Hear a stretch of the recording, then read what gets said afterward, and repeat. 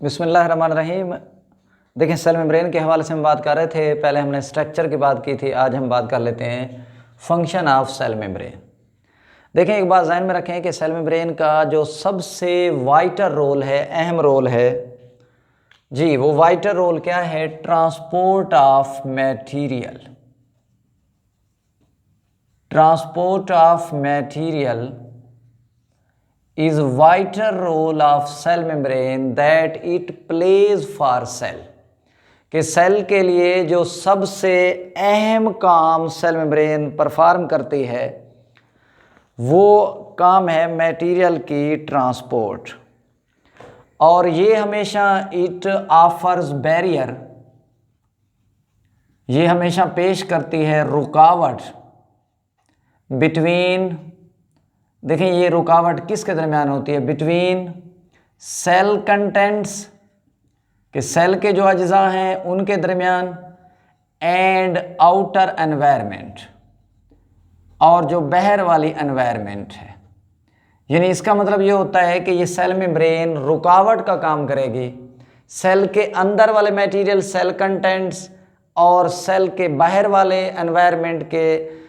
क्यों? कि ये सेल के मटेरियल्स को आउटर एनवायरनमेंट से अलग रखती है, ये बैरियर के तौर पे काम करती है, रुकावट के तौर पे काम करती है। और फिर ये अलाउ करेगी, ये इजाज़त देगी सेलेक्टिव सब्सटेंसेस को।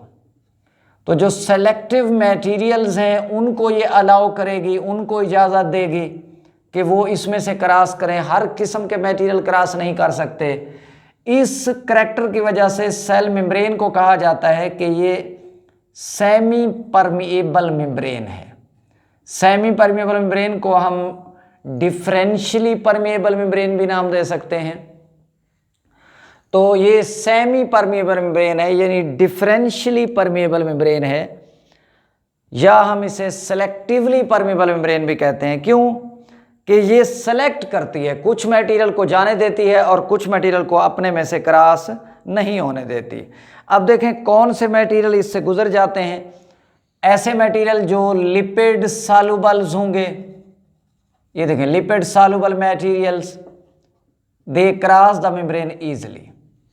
ऐसे मटेरियल जो लिपिड सॉल्युबल होंगे जी, वो आसानी से गुजर जाएंगे, आसानी से क्रॉस कर जाएंगे। अब किसकी निस्बत? देन द अदर्स, दूसरों की निस्बत। यानी मतलब ये होता है कि ये लिपिड सॉल्युबल मटेरियल को तो आसानी से गुजरने देगी दूसरे मटेरियल की निस्बत। तो बाकी जो मटेरियल हैं जो लिपिड सॉल्युबल नहीं है वो आसानी से नहीं गुजर सकेंगे। जब आसानी से गुजर नहीं सकेंगे तो फिर क्या होगा कि इट रेगुलेट करेगी flow of materials and ions जी, इट रेगुलेट्स जी flow of materials and ions to maintain specific gradient, ताकि खास फर्क कायम रहे। यानी इसका मतलब ये होता है कि ये मटेरियल की फ्लो को बाकायदा करती है, आयंस और मटेरियल की फ्लो को बाकायदा करती है। यानी कुछ मटेरियल और आयंस को आने देती है, कुछ को नहीं आने देती। इससे फायदा क्या होता है? टू मेंटेन स्पेसिफिक ग्रेडियंट, ताकि सेल के अंदर जो मटेरियल का तनासुब है, मटेरियल का जो फर्क है वो कायम रहे। इसी वजह से हम देखते हैं कि सेल के अंदर और तरह के मटेरियल पाए जाते हैं, सेल के बाहर और तरह के मटेरियल पाए जाते हैं। तो इस ग्रेडियंट को मेंटेन किसने करना है? जी, सेल मेम्ब्रेन ने करना है। अब देखें, क्या सिर्फ लिपिड सॉल्युबल मटेरियल क्रॉस करते हैं?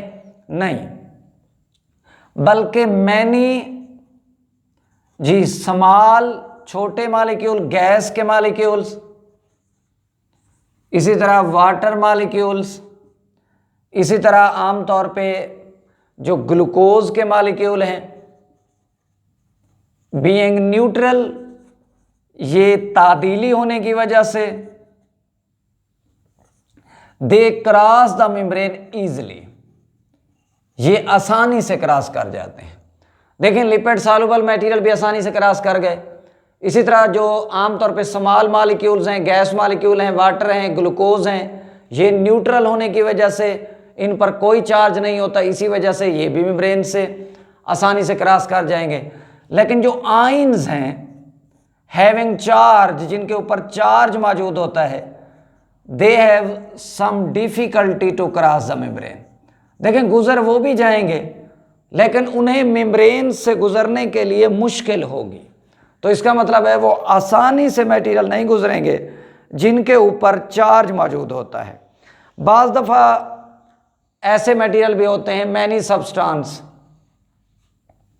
ये देखें बाहर से जो मटेरियल आ रहे हैं many substance without any need of cell, कि सेल की उनको ज़रूरत ही नहीं है, constantly enter into the cell.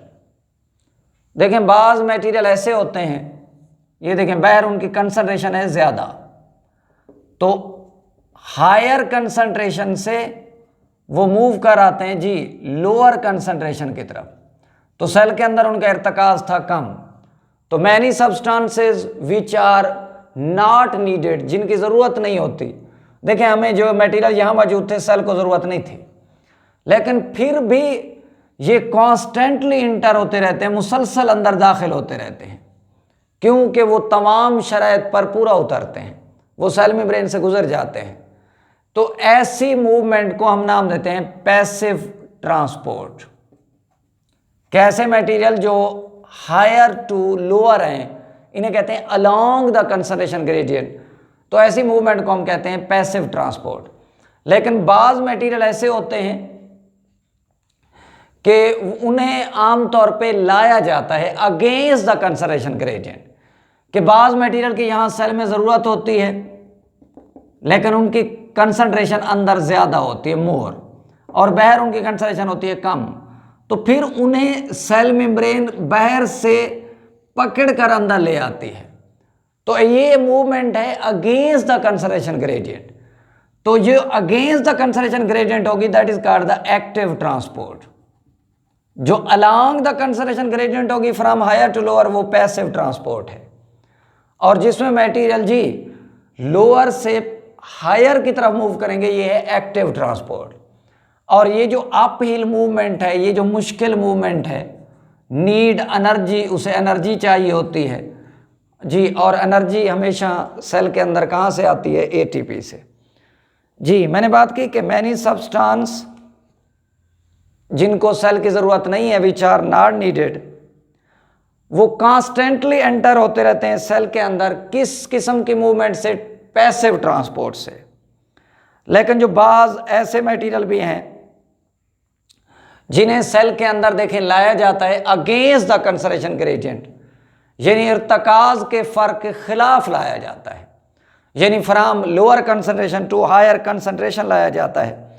तो ये जो अप हिल मूवमेंट है, ये जो मुश्किल मूवमेंट है, इसके लिए एनर्जी रिक्वायर होती है, और एनर्जी आमतौर पे एटीपी से आती है, और ऐसी ट्रांसपोर्ट एक्टिव ट्रांसपोर्ट होती है।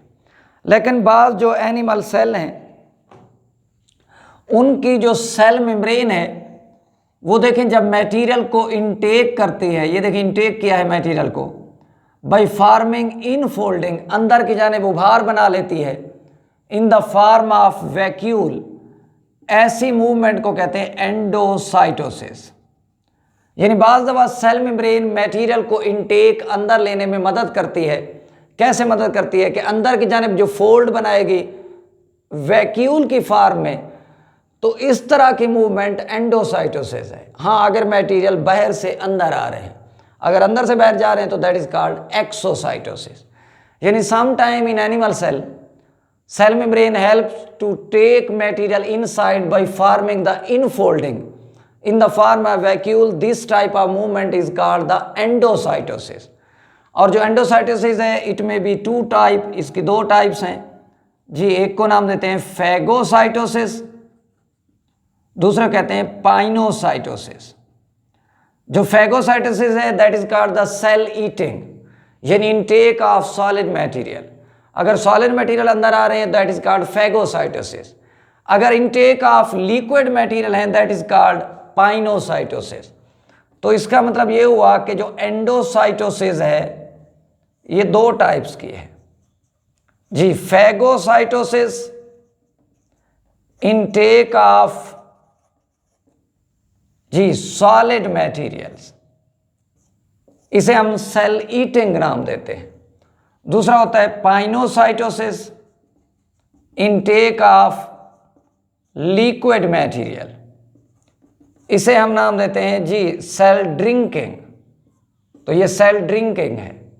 और सेल मेम्ब्रेन का जो लास्ट फंक्शन हम बात करेंगे वो है कि न्यूरॉन के अंदर, नर्व सेल्स में, ग्रुप ऑफ न्यूरॉन में, देखें ये नर्व इम्पल्स की जो मेम्ब्रेन है, सेल मेम्ब्रेन है, ये नर्व इम्पल्स को जी बॉडी के एक पार्ट से दूसरे पार्ट तक ट्रांसमिट करती है।